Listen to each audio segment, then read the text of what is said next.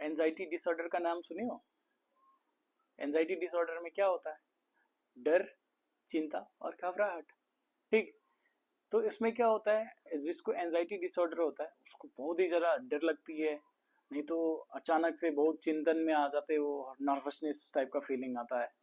As for example, suppose कोई lift में जा रहा है, राइट, अचानक से लिफ्ट बंद हो गया, तो जो ऐसे जो बंदे होते हैं एंजाइटी डिसऑर्डर में, बहुत ज़्यादा घबरा जाते हैं, उसको पैनिक अटैक होने लगता है, उसका जो ब्रीदिंग रेट है बहुत ही ज़्यादा बढ़ जाता है।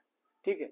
उसके बाद में हार्ट रेट भी बढ़ जाता है, उसको सांस लेने में दिक्कत होती है, उसको ऐसा लगता रहता है कि साला यहाँ से नहीं निकलेंगे तो मुझे कुछ हो जाएगा, मैं मर जाऊंगा, ऐसी टाइप का। तो ये एक एग्जाम्पल हुआ पैनिक डिसऑर्डर टाइप का, ये भी एंजाइटी डिसऑर्डर में ही आता है।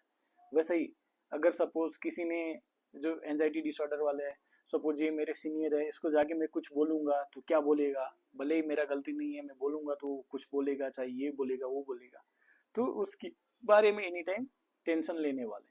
चाहे ओवर थिंकिंग वाला, किसी ने अरे तू खराब है बोल दिया तो एनी टाइम इस बंदे ने मुझे खराब क्यों बोला, वो खुद क्यों, कहाँ अच्छा है, ऐसा मेरे में ही गलती है, ये है वो है, बहुत सारा चिंता की चीज ओवर थिंकिंग कर रहे हो, वो भी एक फॉर्म ऑफ एंजाइटी डिसऑर्डर में ही आता है।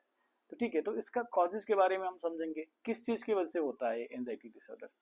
तो सबसे पहली चीज जो एंजाइटी डिसऑर्डर में, स्ट्रेस आ जाती है, अगर आपको बहुत ही तनाव है, चिंता है, उसकी वजह से। दूसरा चीज, अगर पास्ट में कोई ट्रॉमा हुआ है, ब्रेकअप हो गया, बहुत बुरा था वो इंसान, लड़का चाहे लड़की, उसकी वजह से भी हो सकता है। अगर किसी का डेथ हो गया है, उसकी वजह से भी हो सकती है। ठीक है। उसके साथ साथ में अगर आपको पहले से ही जो जेनेटिक डिसऑर्डर है कुछ इस टाइप का, उससे भी होता है।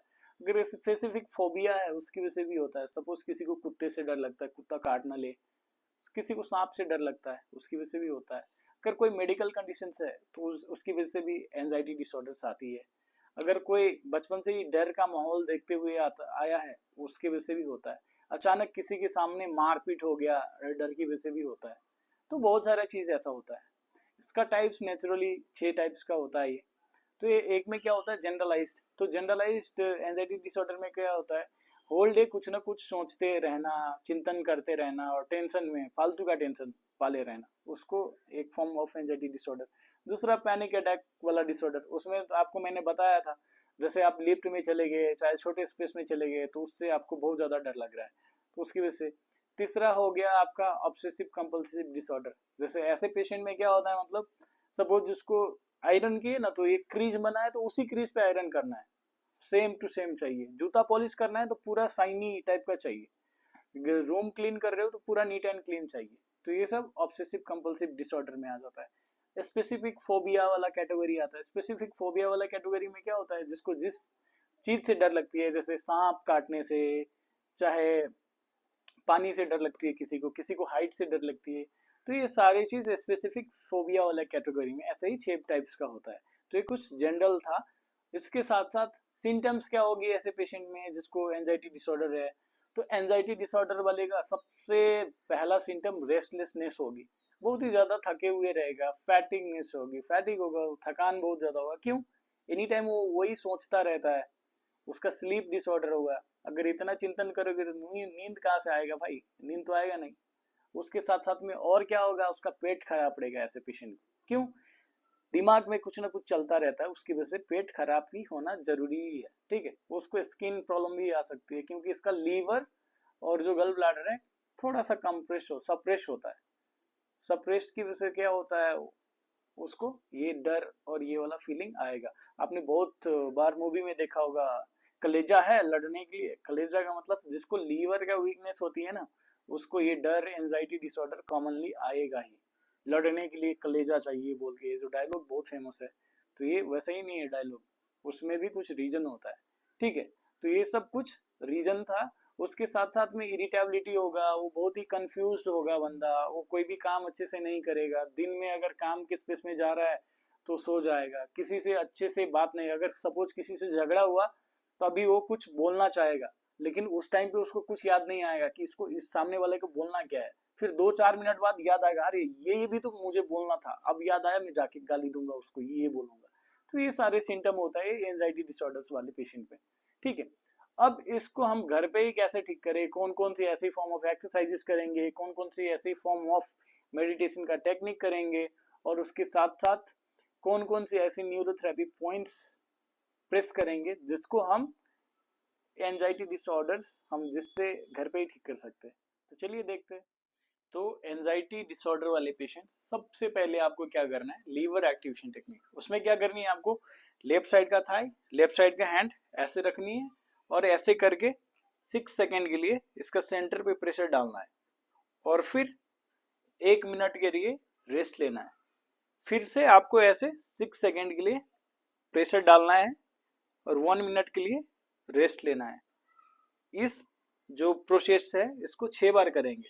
फिर से ऐसे प्रेस करेंगे 6 सेकेंड के लिए, 3 बार हुआ, और फिर 1 मिनट के लिए रेस्ट लेना है। ठीक है, फिर से ये चौथा टाइम प्रेस और 1 मिनट के लिए रेस्ट। फिर से ये 5th टाइम प्रेस, 6 सेकेंड के लिए प्रेस करेंगे और 1 मिनट के लिए रेस्ट लेंगे। फिर से 6th टाइम ऐसे प्रेस करेंगे और 1 मिनट के लिए रेस्ट लेंगे। ये सबसे इफेक्टिव टेक्निक है एंजाइटी डिसऑर्डर के लिए। ठीक है, अब क्या करेंगे उसके बाद आपको क्या करनी है, ऐसे बैठ जानी है। ठीक है, बैठ के सबसे पहले क्या करनी है आपको, ये जो एंटीरियर जो मसल्स आता है, स्टेनोक्लेडोमास्टोइड, इसको ऐसे दबानी है एंजाइटी डिसऑर्डर वाले। इसको 1 से 2 मिनट माइंडली यहाँ से यहाँ आराम से दबाएंगे। ठीक है, ये दबाने के बाद दूसरा, फिर ये जो मांस आती है कांधे का मसल्स, इसको ऐसे दबानी है 1 से 2 मिनट। ठीक है, फिर इसको भी 1 से 2 मिनट ऐसे दबाएंगे। ये कंप्लीट हो गया। फिर नेक का मूवमेंट करेंगे 5 बार, नीचे ऊपर नीचे ऊपर, उसके साथ साथ इस साइड इस साइड इस साइड इस साइड, ये भी 5-5 बार करनी है। फिर से इस साइड 5 बार और इस साइड 5 बार। ठीक है, 5-5 बार ये सारे एक्सरसाइजेस करेंगे। फिर रोटेशनल मूवमेंट और फिर ये रोटेशनल मूवमेंट। इतना हो गया। इसके साथ साथ हम क्या करेंगे, सबसे पहला एक्सरसाइज ब्रीदिंग एक्सरसाइज करनी है। उसमें क्या करना है, कुछ नहीं, आप ऐसे बैठ जाइए और सांस लेनी है और छोड़ा, आराम से सांस लेनी है और छोड़नी है। इसमें कुछ होल्ड नहीं करनी है। सांस लिया और छोड़ा, ये 15 से 20 बार करेंगे। दूसरा एक्सरसाइज में क्या करेंगे, आप सांस ऐसे लिए, होल्ड किए 2 से 3 सेकेंड और फिर 4 से 5 सेकेंड के लिए छोड़ेंगे।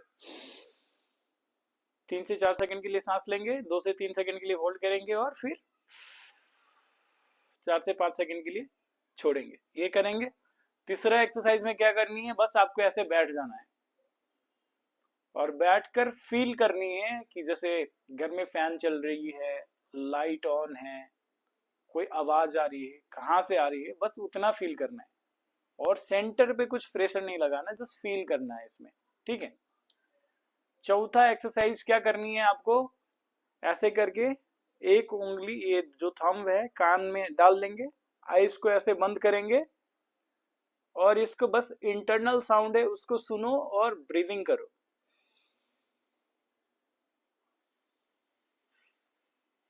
और आराम से सांस छोड़नी है। 1 मिनट के लिए ऐसे करेंगे और इसके बाद इसी में क्या करनी है, सांस लेनी है जोर से और होल्ड करके छोड़ते टाइम में ओम का साउंड निकालना है। ओम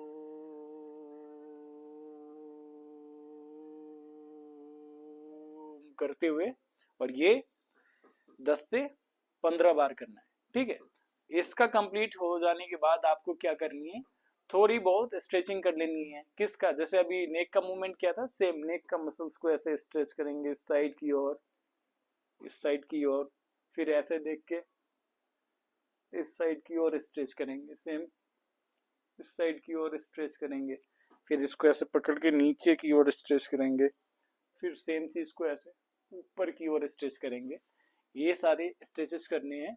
और इसके साथ साथ आपको क्या करनी है, इसके साथ साथ आपको वॉकिंग करनी है थोड़ा बहुत। ठीक है, अगर स्विमिंग आती है तो स्विमिंग करनी है। ठीक है, और शांति इलाका, जैसे जहाँ पे जैसे पहाड़ हो गया, नदी हो गया, नाला हो गया, उस जगह पे जाके बैठनी है आपको और लोगों से बात करना है। जितना अगर आप बात करोगे ना लोग से उतना अच्छा, जो अच्छा है जिससे आप अच्छे से मिल सकते हो, जिससे आप अपने मन का बात शेयर कर सकते हो, तो उनसे क्लियरली बोलना है हर एक चीज, मन में कुछ नहीं रखना है।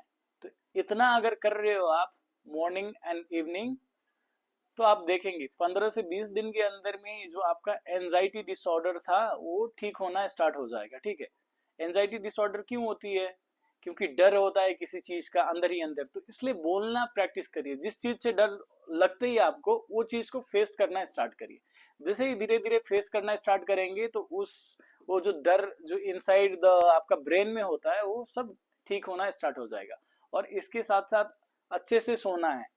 जितना अच्छे से सोएंगे उतना अच्छा होगा। और सोने से पहले आप एक नोट लिखिए, अगर दिमाग में जो भी थॉट चल रहा है वो सब मेंशन करिए उसमें। जैसे इस चीज से आज सपोज मैं लिफ्ट में गया, लिफ्ट में डर लग रहा है, जैसे ही आप लिखेंगे ना, नोट डाउन करेंगे एक पेपर में, तो वैसे ही आपका आधा 50% डर खत्म हो जाएगा। और दूसरा चीज, लोगों से बात करनी है इस टॉपिक के ऊपर। ठीक है, तीसरा चीज, अच्छे से सोना है, नींद अच्छे से सोनी है। नींद कैसे आएगी अच्छे से? या तो मन में जो डाउट है वो क्लियर हो जाए तब, नहीं तो नेचुरली बॉडी, आप दिन में इतना काम करिए कि रात को ऑटोमेटिकली आपको नींद आएगा। और सनलाइट में ज्यादा रहना है, पानी का मात्रा ऐसे पेशेंट बढ़ाइए। ठीक है, तो आज के लिए इतना ही।